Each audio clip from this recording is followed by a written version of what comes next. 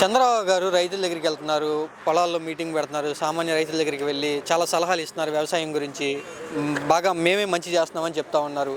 మీ అభిప్రాయం ఏంటి? చంద్రబాబు గారు ఈ 16 నెలల్లో రైతులకు ఏం చేశారంటే ఏమంటారు?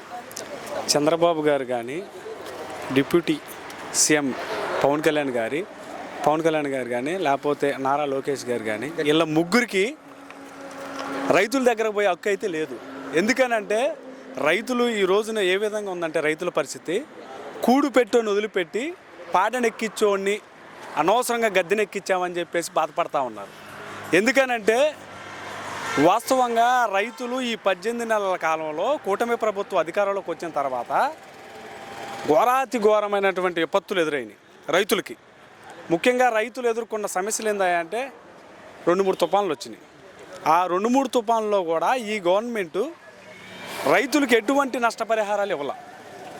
గత వైఎస్ఆర్ కాంగ్రెస్ పార్టీ అధికారంలో ఉన్నప్పుడు మాజీ ముఖ్యమంత్రి శ్రీ వైఎస్ జగన్మోహన్ రెడ్డి గారు ప్రత్యేకంగా రైతులకి వాళ్ళకి ఆర్థిక సహాయంగా 13,500 రూపాయలు రైతుకి ప్లస్ కౌలు రైతుకి ప్రత్యేకంగా ఇచ్చారు.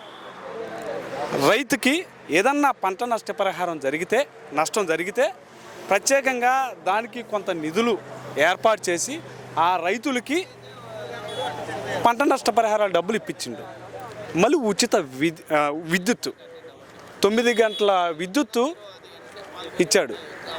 ఏది చూసుకున్నా రైతులకి ప్రత్యేకంగా విద్య, వైద్య, వ్యవసాయం ఈ మూడింటి మీద ప్రత్యేకమైన శ్రద్ధ పెట్టి ప్రతి గ్రామంలో రైతు భరోసా కేంద్రాలను పెట్టి ఆ రైతు భరోసా కేంద్రాల్లో విఎల్ని అంటే విలేజ్ లెవెల్ అగ్రికల్చర్ అసిస్టెంట్ని పెట్టి వారికి రైతుకి ప్రభుత్వానికి మధ్య వారధిలాగా సలహాలు సూచనలు ప్రతిదీ కూడా ఇచ్చుకుంటా రైతు ఎక్కడ కూడా నష్టపోకూడదని చెప్పి పనిచేసిన నాయకుడు శ్రీ వైఎస్ జగన్మోహన్ రెడ్డి గారు.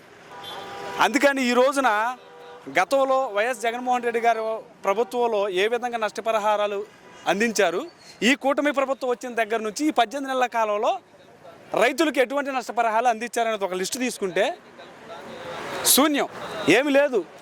వస్తున్నారు పోతున్నారు. కానీ నష్టం జరిగినటువంటి రైతులకి ఎటువంటి న్యాయం జరిగినటువంటి దాఖలైతే ఈ ఆంధ్రప్రదేశ్ రాష్ట్రంలో అయితే లేదు.